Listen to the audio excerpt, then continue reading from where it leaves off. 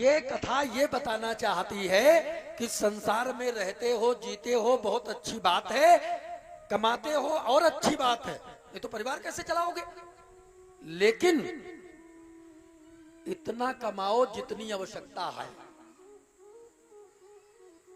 जैसे मेला ओलम देखा होगा, कभी कभी जलेबी बनाने आते लोग, जलेबी खाने वाली, तो एक कढ़ाई से जलेबी निकाली जाती है और दूसरी पास में कढ़ाई होती है मीठी करने वाली, क्या होता है उसमें, जलाओ, कहीं कहीं चाशनी भी बोलते है ना। अब चाशनी रखी है कढ़ाई में, समझना मेरी बात। उस चाशनी को देखा एक चींटी ने, तो चींटी कढ़ाई में गई और जाकर के जितना मुंह में आया, जितनी आवश्यकता थी उतना भर लिया, अब भर करके फिर बैक हो गई, चली गई। मक्खी ने देखा, जब चींटी ने भर लिया तो हमको तो सब चाहिए, और मक्खी इधर फनकी उधर फनकी और जाकर के उसी सारे जलाव में कूद गई। क्या मक्खी को सब जलाव मिल गया? मक्खी को जलाव मिला? मक्खी जलाव में मिल गई। क्यों मिल गई?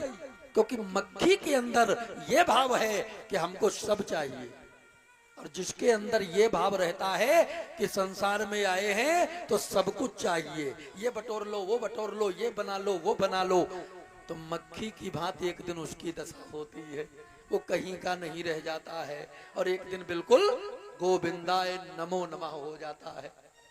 करे क्या? का कुछ नहीं, आप चींटी से देख सीख ले लीजिए। चींटी उतना ही लेती है जितनी आवश्यकता है जिंदगी में।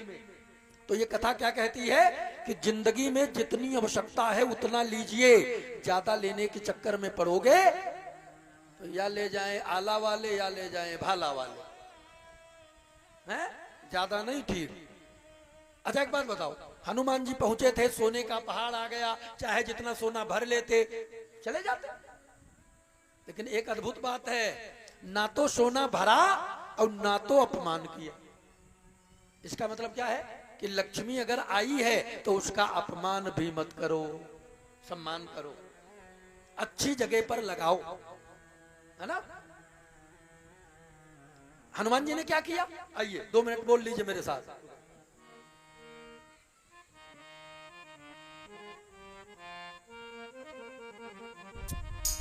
हनुमान ते ही, अगर गा पाओ तो गाओ, सुंदरकांड का दोहा सबको मालूम होगा। हनुमान ते ही परसा कर पुण्य कीन प्रणाम, हनुमान ते ही परसा कर पुण्य कीन प्रणाम, राम काज कीन्हे बिनो मोहि कहाँ विश्राम, मोहि कहाँ विश्राम, हनुमान ते परसा कर पुण्य कीन प्रणाम, राम काज कीन्हे बिनु मोहि कहाँ विश्राम, मोहि कहाँ विश्राम।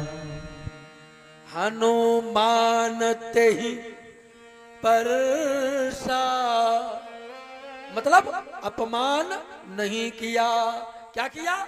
परसा, लो लूंगा तो कुछ नहीं, लेकिन आप आए हो तो आपका सम्मान करता हूं। और कर पुण्य कीन प्रणाम। अब जरा हनुमान जी से एक बात और सीख लो। क्या? कोई सामने आया है, कोई विश्राम देना चाहता है, तो भाई अगर नहीं आराम ले सकते हो तो उसका अपमान मत करो। अरे वो तुम्हें कुछ समझता है तभी तो आया है सामने आराम देने। तो कर पुण्य कीन प्रणाम। आजकल तो शर्म लगती प्रणाम में, है? हमको झुकना ना पड़े। अब हनुमान जी ने जब चले थे लंका को तो जितने बंदर थे सबको बोलो प्रणाम किया था नहीं? असकाई नाई सबन कहूँ था, है? अब बाद में बार बार रघुवीर संहारी।